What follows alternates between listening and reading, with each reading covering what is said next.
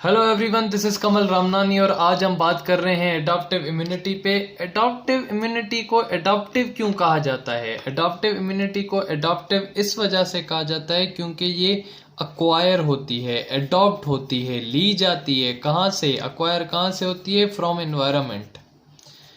ठीक है, इसको हम क्यों कहते हैं एडॉप्टिव? एडॉप्टिव इस वजह से कहते हैं क्योंकि ये अक्वायर होती है, ली जाती है, गेट की जाती है एनवायरनमेंट से। जब, और ये कब होती है? After the birth. जब इंसान, जब एक आफ्टर एनवायरनमेंट नहीं, आफ्टर बर्थ। तो हमारे पास जो एडॉप्टिव इम्यूनिटी है उसको हम एडॉप्टिव इस वजह से कहते हैं क्योंकि वो अक्वायर होती है एनवायरनमेंट से। फॉर एग्जांपल, एक बच्चा है जो पैदा हुआ है, उसके पास सिर्फ इनेट इम्यूनिटी है, मींस उसके पास स्किन है और उसके साथ साथ उसके पास स्किन और म्यूकस सिक्रेशन है और कुछ बॉडी के अंदर सेल्स हैं और प्रोटीन्स हैं जो सेकंड लाइन डिफेंस दे रहे हैं। लेकिन थर्ड लाइन डिफेंस, जिसको हम एडॉप्टिव इम्यूनिटी कह रहे हैं, वो तभी डेवलप होगी जब वो इन्वायरमेंट से एक्सपोज होगा, जब उसको डिफरेंट ऑर्गेनिजम्स अटैक करेंगे और वो उन ऑर्गेनिज्म से लड़ना सीखेगी उसकी बॉडी, तभी उसके अंदर एडॉप्टिव इम्यूनिटी प्रोड्यूस होगी। ये कैसे होती है, क्या मैकेनिज्म है, क्या क्या होता है, हम अब सब डिस्कस करेंगे डिटेल में। अभी के लिए हमें ये पता होना चाहिए कि एडॉप्टिव इम्यूनिटी को हम एडॉप्टिव क्यों कहते हैं। इस वजह से कहते हैं क्योंकि ये आफ्टर दी बर्थ डेवलप होती है और हम ये अक्वायर करते हैं, लेते हैं एनवायरनमेंट से। अच्छा, तो ये जो होती है ये हमारे पास स्पेसिफिक होती है।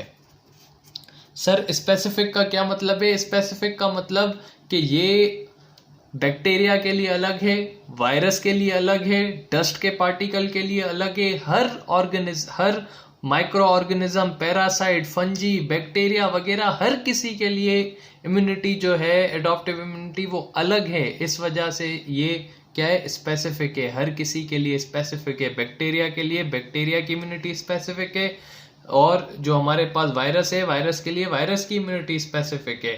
तो एडॉप्टिव इम्यूनिटी एक तो हम अक्वायर करते हैं एनवायरनमेंट से, और दूसरी वो जो है हमारे पास क्या होती है? स्पेसिफिक होती है। हर किसी की जो है वो इम्यूनिटी स्पेसिफिक होती है हर किस ऑर्गेनिज्म के लिए। और ये जो कंसिस्ट करती है, ये जो हमारे पास कंसिस्ट करती है, वो किस पे कंसिस्ट करती है? थर्ड लाइन ऑफ डिफेंस पे। किस पे कंसिस्ट करती है? थर्ड लाइन ऑफ डिफेंस पे। हमारे पास फर्स्ट और second line of defence innate immunity पे आते हैं, जिस पे हमने बात कर ली थी, और एडॉप्टिव इम्यूनिटी हमारे पास थर्ड लाइन ऑफ डिफेंस में आते हैं।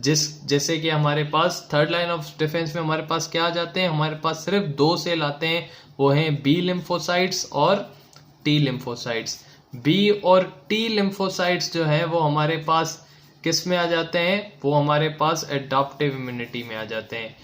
जो हमारे पास फर्स्ट और सेकंड लाइन डिफेंस थी वो डिफरेंट सेल्स प्रोटीन पे कंसिस्ट थी, लेकिन एडॉप्टिव इम्यूनिटी हमारे पास सिर्फ दो सेल्स पे कंसिस्ट है। एक हमारे पास बी सेल्स और दूसरा टी सेल्स। इन दोनों को मिला के मैं कहता हूं थर्ड लाइन ऑफ डिफेंस है बॉडी की। जब कोई माइक्रो ऑर्गेनिज्म आएगा, सबसे पहले फर्स्ट लाइन ऑफ डिफेंस लड़ेगी, फिर सेकंड लाइन ऑफ डिफेंस लड़ेगी, फिर जाकर हमारे पास बी और टी सेल उससे लड़ेंगे, जो कि थर्ड लाइन ऑफ डिफेंस में जो एडॉप्टिव इम्यूनिटी है और जो स्पेसिफिकली लड़ेगी। वायरस के लिए अलग, बैक्टीरिया के लिए अलग, हर किसी के लिए अलग। एडॉप्टिव इम्यूनिटी का मैकेनिज्म समझाने से पहले, मैं एक वर्ड को एक्सप्लेन करना चाहूंगा, जो है हमारे पास एंटीजन।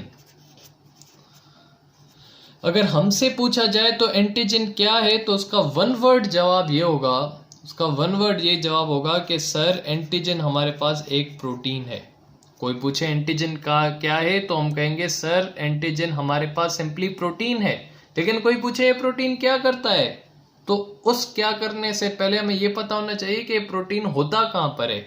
ये प्रोटीन, एंटीजन एक प्रोटीन है जो कहां पर होता है? जो सरफेस ऑफ माइक्रो ऑर्गेनिज्म पे होता है।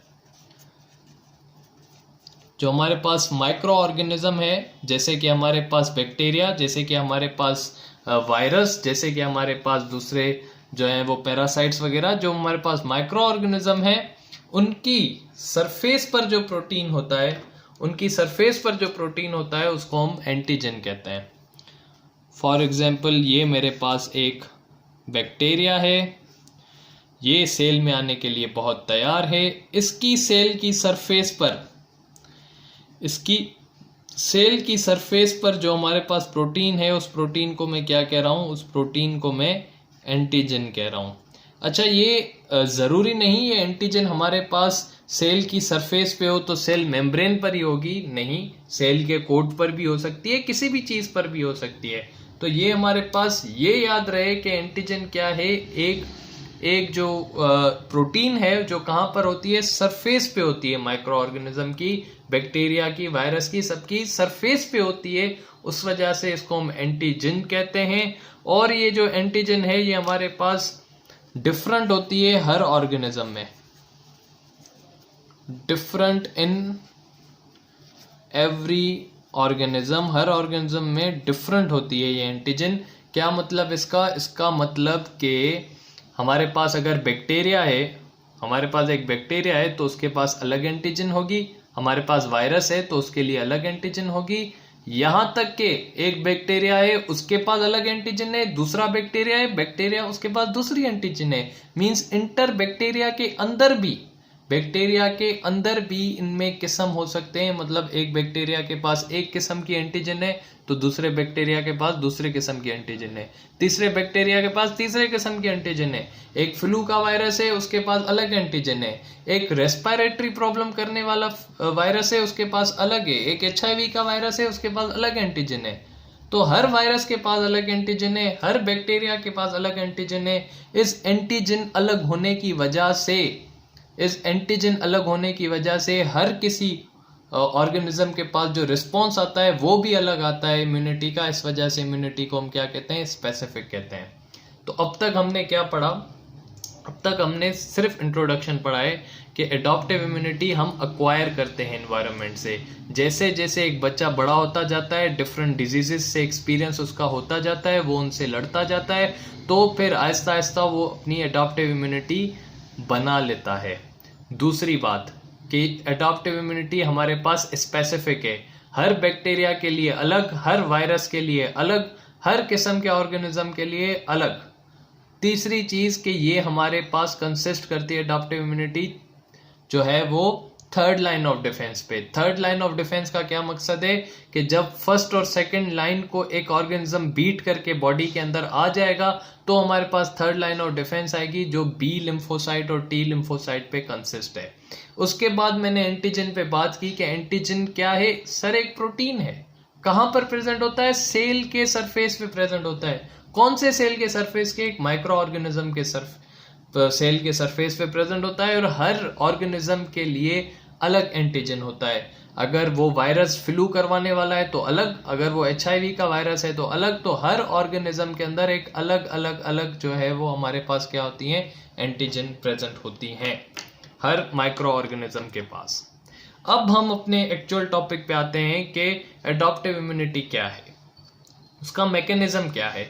एडॉप्टिव इम्यूनिटी हमारे पास दो टाइप की है, एक humoral immunity, humoral adaptive immunity, और दूसरी हमारे पास सेल मीडिएटेड एडॉप्टिव इम्यूनिटी। तो सबसे पहले मैं सेल मीडिएटिव, तो जनाब अब हम बात कर रहे हैं सेल मीडिएटिव एडॉप्टिव इम्यूनिटी की।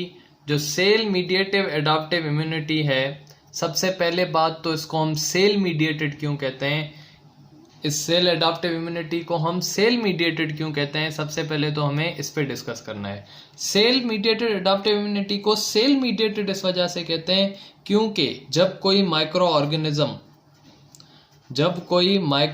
ऑर्गेनिज्म हमारे पास सेल के अंदर बैठ जाता है, इनसाइड द सेल, सेल के इनसाइड बैठ जाता है, तब हमारे पास जो इम्यूनिटी फंक्शन में आती है वो हमारे पास सेल मीडिएटेड इम्यूनिटी होती है। सेल मीडिएटेड इम्यूनिटी कब काम में आती है? जब कोई माइक्रो ऑर्गेनिज्म सेल के अंदर बैठ जाता है, तब हमारे पास जो इम्यूनिटी काम आती है वो सेल मीडिएटिव एडॉप्टिव इम्यूनिटी होती है। अच्छा, ये माइक्रो ऑर्गेनिज्म कौन से हैं जो सेल के अंदर बैठ सकते हैं? वो हमारे पास कोई वायरस हो सकता है, HIV का वायरस हो सकता है, कोरोना वायरस हो सकता है, कोई भी सेल का कोई भी वायरस हो सकता है। वो हमारे पास अगर सेल के अंदर बैठ गया तो सेलुलर मीडिएटेड एडॉप्टिव इम्यूनिटी काम करेगी। कोई हमारे पास पैरासाइट है, जैसे कि हमने पढ़ा है कि भाई नेमाटोड्स में हमारे पास फिलियरेसिस होती है, एलिफेनाइटस होती है, तो वो हमारे पास कौन पैरासाइट करवाते हैं। तो अगर कोई पैरासाइट सेल के अंदर आकर बैठ जाए तो हमारे पास सेल मीडिएटेड एडाप्टिव इम्यूनिटी होती है। अगर हमारे पास कोई फंजाई आके बैठ जाए जो कि बहुत खतरनाक हो तब भी सेल मीडिएटेड, या कोई ट्यूमर सेल जिसको हम कहते हैं कि रैपिडली डिवाइडिंग कोई सेल हो, वो जब आके बॉडी की किसी भी सेल के अंदर आकर बैठ जाए तो हमारे पास कौन सी इम्यूनिटी एक्टिव हो सकती है। सही कहा, सेल मीडिएटिव एडाप्टिव इम्यूनिटी। अब हम पढ़ते हैं ये सेल मीडिएटिव एडाप्टिव इम्यूनिटी करता कौन है। सबसे पहली पॉइंट हमने जो डिस्कस की कि सेल मीडिएटिव एडाप्टिव इम्यूनिटी को सेल मीडिएटेड क्यों कहा जाता है। इस वजह से कहा जाता है क्योंकि ये माइक्रो ऑर्गेनिज्म सेल के अंदर जब जाकर बैठ जाता है तब ये इम्यूनिटी एक्टिव होती है। ये इम्यूनिटी करता कौन है। ये इम्यूनिटी हमारे पास टी सेल्स करते हैं, टी लिम्फोसाइट्स करते हैं। टी लिम्फोसाइट्स की मैं एक बैकग्राउंड दे दूं सबसे पहले, उसके बाद हम सेल मीडिएटिव इम्यूनिटी पर डिस्कस करेंगे। जो हमारे पास ये टी सेल है, ये टी सेल बनते कहाँ पर हैं। ये टी सेल हमारे पास बोन मैरो में बनते हैं। ये टी सेल हमारे पास कहाँ बनते हैं, ये टी सेल हमारे पास बोन मैरो में बनते हैं। और ये कहाँ पर जाके मैं कहूँ कि मैच्योर होते हैं, थाइमस में जाके मैच्योर होते हैं।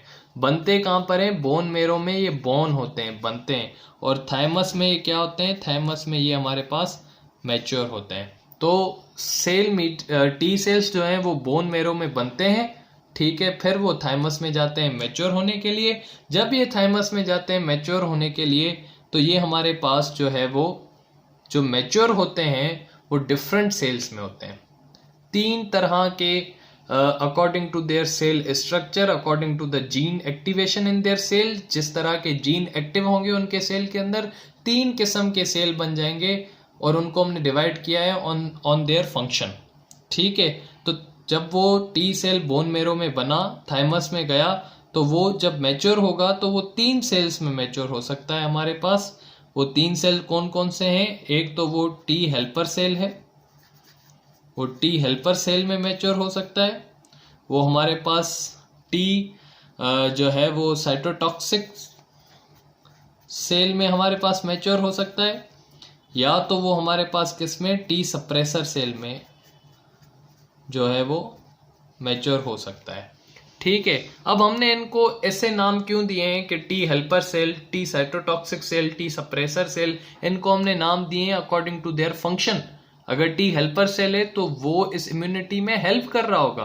अगर टी साइटोटॉक्सिक सेल है, cyto mean cell, toxic mean killing by chemicals, तो वो किलिंग कर रहा होगा, इस वजह से साइटोटॉक्सिक सेल है। और जब सारा रिएक्शन हो जाएगा तो हमारे पास इस इम्यूनिटी को सप्रेस करने के लिए, रोकने के लिए हमारे पास कौन सी इम्यूनिटी है, टी सप्रेसर इम्यूनिटी है। तो हमने क्या कहा सबसे पहले कि टी सेल कहाँ पे बने, बोन मैरो में बने।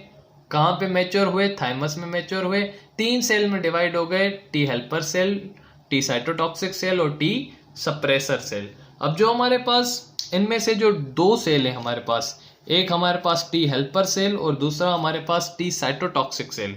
जो टी हेल्पर सेल और टी साइटोटॉक्सिक सेल है, इन दोनों के पास रिसेप्टर होते हैं।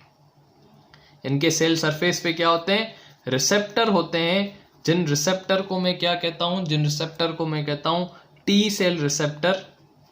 जिन रिसेप्टर को मैं क्या कहता हूं, टी सेल रिसेप्टर, टीसीआर। इनके पास, इन दोनों के पास रिसेप्टर होते हैं, जिन रिसेप्टर को मैं क्या कहता हूं, टीसीआर, ठीक है।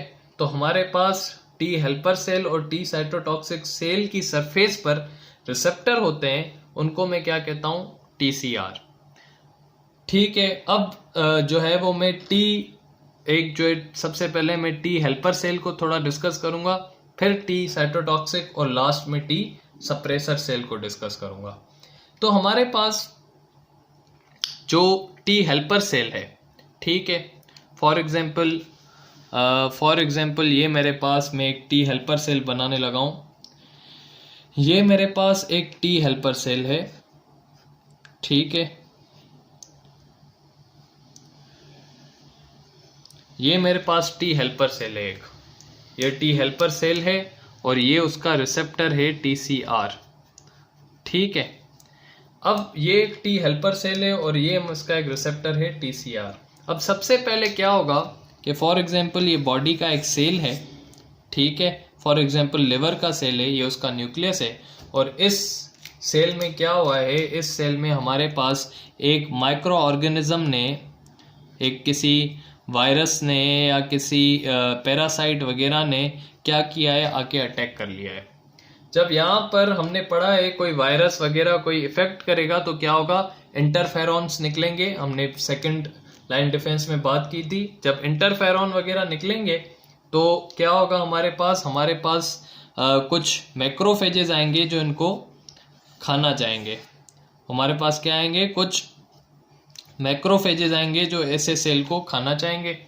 जब मैक्रोफेज इनके पास आए जो इनको खाना चाह रहे थे, वो अगर इनको कंप्लीटली डाइजेस्ट नहीं कर पाएंगे तो वो क्या करेंगे, the part of that parasite, कुछ उस पार्ट पैरासाइट का वो जो एंटीजन वाला पार्ट है वो अपने साथ ले लेंगे। जो हमारे पास ये कौन है, ये हमारे पास जो मैक्रोफेज आया है, ये दोनों हमारे पास जो मैक्रोफेज आए हैं, ये मैक्रोफेज क्या करेंगे, जो सेल इफेक्टेड हुआ है पैरासाइट से उसको खाने की कोशिश करेंगे और उसका जो एंटीजन है वो एंटीजन वो अपने पास ले लेंगे। फॉर एग्जांपल ये एंटीजन उन्होंने ये अपने पास ले लिया, ये जो एंटीजन है ये इन्होंने अपने पास ले लिया, ठीक है। इस वजह से मैक्रोफेज को हम क्या कहते हैं, इस वजह से मैक्रोफेज को हम एंटीजन प्रेजेंटिंग सेल भी कहते हैं। इस वजह से हम मैक्रोफेज को क्या कहते हैं, एंटीजन प्रेजेंटिंग सेल कहते हैं। मैक्रोफेज को हम एंटीजन प्रेजेंटिंग सेल क्यों कहते हैं, क्योंकि जब कोई वायरस वगैरह पैरासाइट वगैरह किसी नॉर्मल सेल में इफेक्ट करता है तो वो सेल जो है वो उधर वो इंटरफेरॉन रिलीज करता है, वहां पर मैक्रोफेज आते हैं, वो उनको खाना चाहते हैं, और वो जब उनको खाते हैं तो उनका कुछ पार्ट वो लेकर, अगर वो कंप्लीटली खा देते हैं तो फिर ठीक है, लेकिन अगर वो स्ट्रांग होता है और बच जाता है तो उनका कुछ पार्ट एंटीजन लेकर वो अपने पास लगाकर कहाँ जाते हैं, टी हेल्पर सेल के पास आ जाते हैं, और टी हेल्पर सेल को वो ये एंटीजन दे देते हैं, ठीक है। ये क्या करते हैं, ये टी हेल्पर सेल को अपना जो एंटीजन वाला पार्ट है ये दे देते हैं। तो अब मैं आपको एक बात बताऊं, यहाँ पर जो मैक्रोफेज होता है, जो हमारे पास मैक्रोफेज होता है, जो हमारे पास मैक्रोफेज होता है उसके पास यहाँ पे ऐसे एक बाइंडिंग साइट होती है जिसपे वो एंटीजन को कैरी करता है। ऐसे समझें कि कोई, जैसे ये मेरा हाथ है, इसमें मैं अगर ये मार्कर जो है वो एंटीजन है, तो ये अगर मैं मैक्रोफेज हूँ, मेरा ये हाथ जो है वो कैरी कर रहा है मार्कर को जो एक एंटीजन है, मैं खुद मैक्रोफेज हूँ, मेरा हाथ जो है वो है जो कैरी कर रहा है एंटीजन को। तो इस तरीके से जो मैक्रोफेज है उसके पास एक मॉलिक्यूल होता है जो कैरी करता है एंटीजन को। उस मॉलिक्यूल को मैं क्या कह रहा हूँ, उस मॉलिक्यूल को मैं कहता हूँ MHC क्लास 1। तो मैक्रोफेज के पास एक मॉलिक्यूल होता है जिससे थ्रू वो एंटीजन को कैरी करता है, जिसको हम कहते हैं MHC क्लास 1। तो इस वजह से जो टी हेल्पर सेल हैं उनके पास जो रिसेप्टर होते हैं, जिनको मैं TCR कह रहा हूं, वो जो है वो रिकॉग्नाइज करते हैं MHC क्लास 1 को, जो कहां पर होती है, जो हमारे पास एंटीजन प्रेजेंटिंग सेल्स के पास होती है, ठीक है। तो क्या हुआ हमारे पास, क्या हुआ, मैं इसको एक बार अच्छे तरीके से रिपीट करना चाहूंगा जैसे कोई कंफ्यूजन ना क्रिएट हो, कि हमारे पास ये एक नॉर्मल सेल था, ठीक है, ये हमारे पास एक नॉर्मल सेल था, उसमें ये एंटीजन आया जिसने ये इफेक्ट किया इस सेल को, इस सेल ने इंटरफेरॉन रिलीज किए, मैक्रोफेज आया, उसको खाना चाहा लेकिन पूरी तरीके से मार नहीं पाया, तो इनके पास जो है क्या होते हैं, कैरी करने के लिए मॉलिक्यूल होते हैं जिसको मैं MHC क्लास 1 कहता हूँ। उनमें इन्होंने क्या किया कि उस एंटीजन का थोड़ा सा पार्ट उठा लिया और वो उठाते हुए सर्कुलेशन में घूम रहे हैं टी हेल्पर सेल के लिए। टी हेल्पर सेल जो कहाँ पे मैच्योर हुआ है, थाइमस के पास, उसके पास होता है TCR, जो टी सेल रिसेप्टर है, वो रिसेप्टर किसको रिकॉग्नाइज करता है, किसको लेता है, MHC क्लास 1 को। वो MHC क्लास 1 को हमारे पास रिकॉग्नाइज करता है और उस MHC क्लास 1 से वो क्या करता है, एंटीजन, जो MHC क्लास कहाँ पर 1 होता है, एंटीजन प्रेजेंटिंग सेल्स में होता है, जैसे कि हमारे पास मैक्रोफेज। तो फर्स्टली नॉर्मली एक सेल है जिसमें पैरासाइट ने अटैक किया, मैक्रोफेज आया, MHC क्लास 1 पे एंटीजन को उठाया और लेकर कहाँ चला गया, टी हेल्पर सेल के पास, जिसके पास TCR है और उसने उस एंटीजन को उठा लिया। अब ये टी हेल्पर सेल कहाँ जाएगा? अब ये जो टी हेल्पर सेल है ये हमारे पास या तो टी साइटोटॉक्सिक सेल के पास जाएगा या तो ये बी सेल के पास, बी लिम्फोसाइट के पास जाएगा। ठीक है, तो ये जो टी साइटोटॉक्सिक सेल है, अब मैं इस टी साइटोटॉक्सिक सेल की पहले बात करूंगा कि टी साइटोटॉक्सिक सेल क्या करता है। तो फॉर एग्जांपल ये मेरे पास एक टी साइटोटॉक्सिक सेल है जो मैं बनाने लगा हूं। ये मेरे पास एक टी साइटोटॉक्सिक सेल है। ठीक है, इस टी साइटोटॉक्सिक सेल के पास भी हमारे पास क्या होते हैं, TCR होते हैं। ये हमारे पास टी साइटोटॉक्सिक सेल है जो कि बहुत खुश दिख रहा है। ये हमारे पास टी साइटोटॉक्सिक सेल है। ठीक है, ये टी साइटोटॉक्सिक सेल के पास भी TCR होते हैं।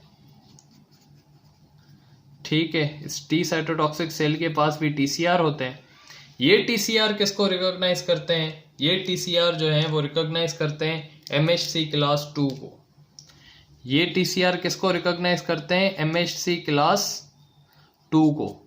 अब ये MHC क्लास 2 कहाँ होता है सर? ये MHC क्लास 2 हर नॉर्मल सेल के पास होता है। जैसे कि ये लिवर का नॉर्मल सा सेल है, इस पे अगर किसी पैरासाइट ने आके अटैक किया, किसी वायरस ने आके अटैक किया, तो इसके पास ही मॉलिक्यूल होते हैं कैरी करने के लिए, जिसको हम क्या कहते हैं, इनको हम कहते हैं MHC क्लास 2। ये MHC क्लास 2 है। ठीक है, MHC क्लास 2 जो है वो हमारे पास एंटीजन को अपने पास ऐसे रखेगा और जब साइटोटॉक्सिक सेल घूमता हुआ रिकॉग्नाइज करेगा कि कोई पैरासाइट MHC क्लास 2 पे लगा हुआ है, तो उस पे आके वो अटैक करेगा और उस सेल को जो है थ्रू डिफरेंट प्रोटीन्स, लाइसोसोम वगैरह रिलीज करके उसको मार देगा।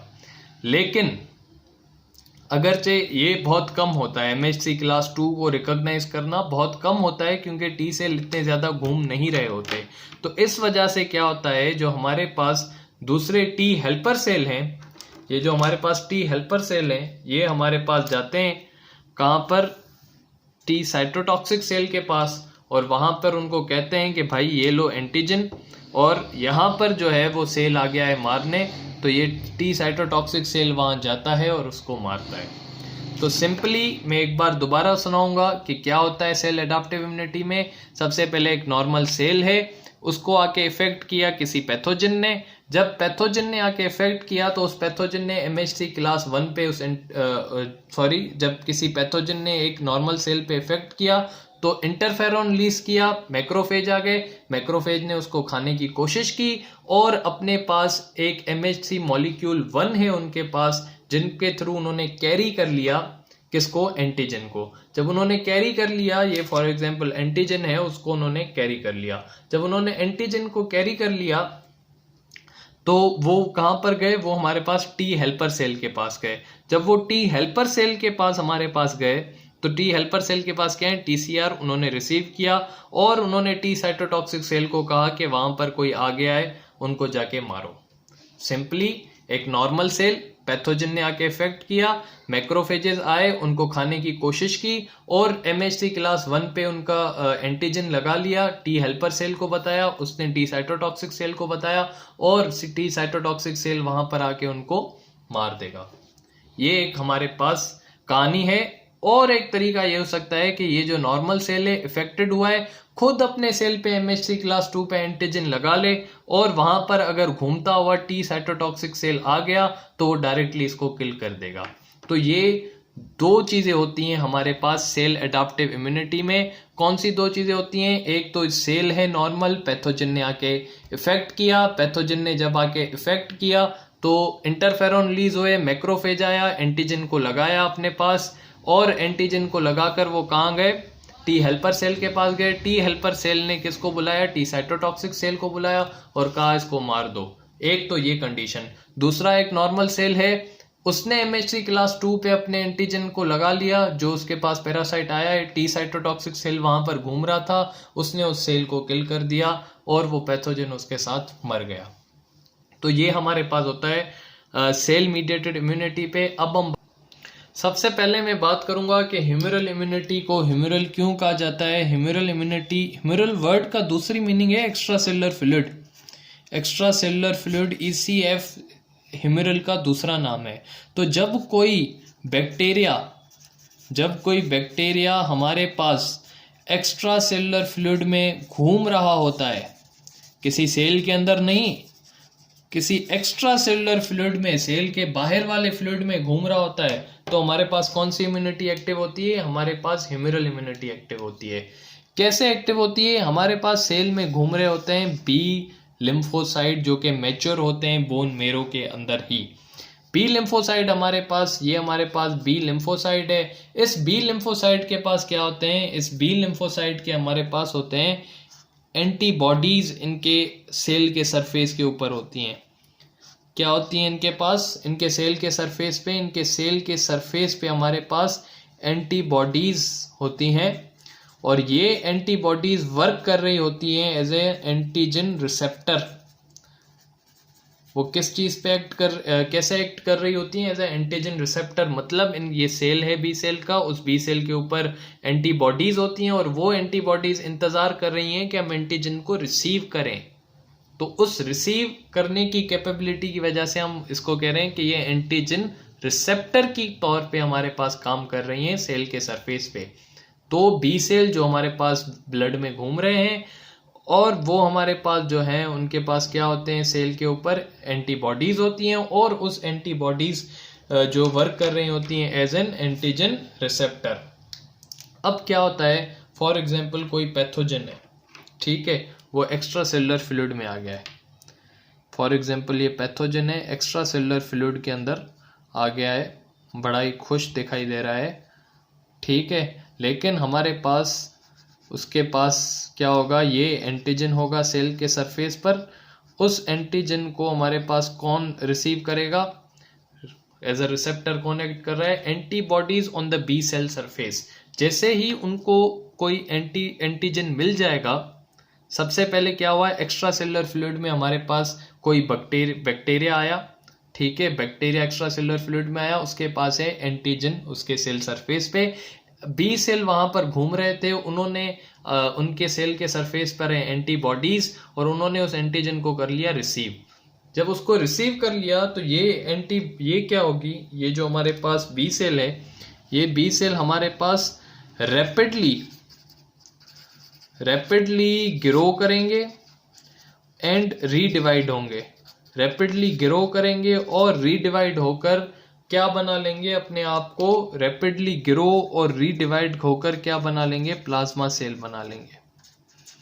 क्या बना देंगे? प्लाज्मा सेल बना देंगे। What is plasma cell? Plasma cell is the mature B lymphocyte या मॉडिफाइड बी लिम्फोसाइट, या मैं कहूं कि larger, when the B lymphocyte become larger in cell due to attachment of antigen of bacteria, it become the plasma cell. और इस plasma cell का काम क्या है? इस प्लाज्मा सेल का काम है टू रिलीज, क्या करना? टू रिलीज एंटीबॉडीज, एंटीबॉडी को रिलीज करना, और वो एंटीबॉडी जाकर अटैच होंगी इनके पास जो है वो बैक्टीरिया के पास। बैक्टीरिया की एंटीजन जो है उससे वो एंटीबॉडीज जाके हमारे पास, फॉर एग्जाम्पल ये हमारे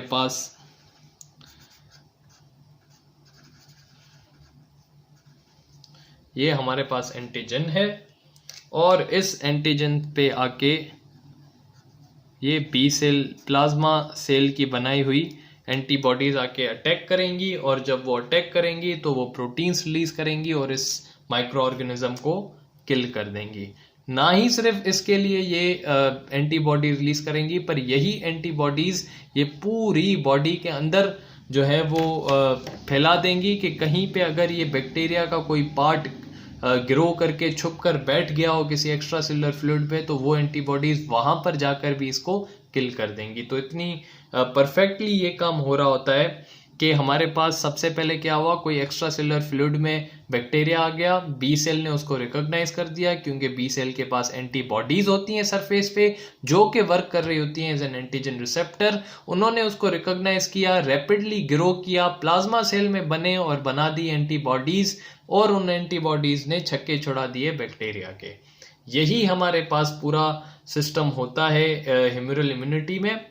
और इसके अलावा इस ह्यूमरल इम्यूनिटी को सिर्फ ना ही डायरेक्टली जो है वो हमारे पास कोई बैक्टीरिया एक्टिव कर सकता है, लेकिन टी हेल्पर सेल भी यहाँ पर आकर इसको एक्टिव कर सकते हैं। टी हेल्पर सेल यहाँ पर आए एंटीजन लेकर और इनकी एंटीबॉडीज से कनेक्ट हो गए, प्लाज्मा सेल बनाया, एंटीबॉडीज बनाए जो कि पूरी बॉडी में फैलेंगे और फिर ढूंढेंगे कि क्या कहाँ हुआ। देखें, इस एंटीजन की अटैचमेंट की वजह से एंटीबॉडीज बन रही हैं। तो ये जो एंटीबॉडीज हैं ये सिर्फ इस एंटीजन के लिए ही स्पेसिफिक हैं। इस वजह से हमारे पास जो ह्यूमरल इम्यूनिटी है वो इतनी स्पेसिफिक होती है, जो अडॉप्टिव इम्यूनिटी है वो इतनी स्पेसिफिक होती है कि जहां पर उनको सिर्फ यही एंटीजन दिखेगा वहां पर ही एक्ट करेंगे और किसी पैथोजन पे नहीं एक्ट करेंगे। और कुछ बी सेल जो है वो डिवाइड होके क्या बना लेंगे, कुछ बी सेल डिवाइड होके हमारे पास मेमोरी सेल बना देंगे, और ये मेमोरी सेल हमारे पास जो है वो बाद में काम आएंगे। ये मेमोरी सेल बाद में हमारे पास काम आएंगे किसमें, दोबारा एंटीबॉडीज बनाने में। तो ऐसे मेमोरी सेल हमारे पास सेम साइटोटॉक्सिक टी सेल जो कि किल कर रहा था उस एंटीजन, जब टी हेल्पर सेल उसके पास एंटीजन लाया तो कुछ साइटोटॉक्सिक सेल वहां पर भी मेमोरी सेल बनाएंगे। तो ये हमने आज क्लियर किया सबसे पहले कि एडॉप्टिव इम्यूनिटी को एडॉप्टिव क्यों कहते हैं, फिर उसकी कुछ कैरेक्टरिस्टिक्स, फिर हमने सेल मीडिएटेड इम्यूनिटी को देखा कि सेल मीडिएटेड क्यों कहते हैं, थाइमस के अंदर कौन से 3 सेल मैच्योर होते हैं, फिर टी हेल्पर सेल का काम देखा, MHC क्लास 2 और 1 का काम देखा, और फिर हमने लास्ट में जो है वो ह्यूमरल इम्यूनिटी को देखा कि किस तरीके से बैक्टीरिया अगर एक्स्ट्रा सेलुलर फ्लूइड में आ जाए तो किस तरीके से बी लिम्फोसाइट उनसे लड़ते हैं। Thank you so much.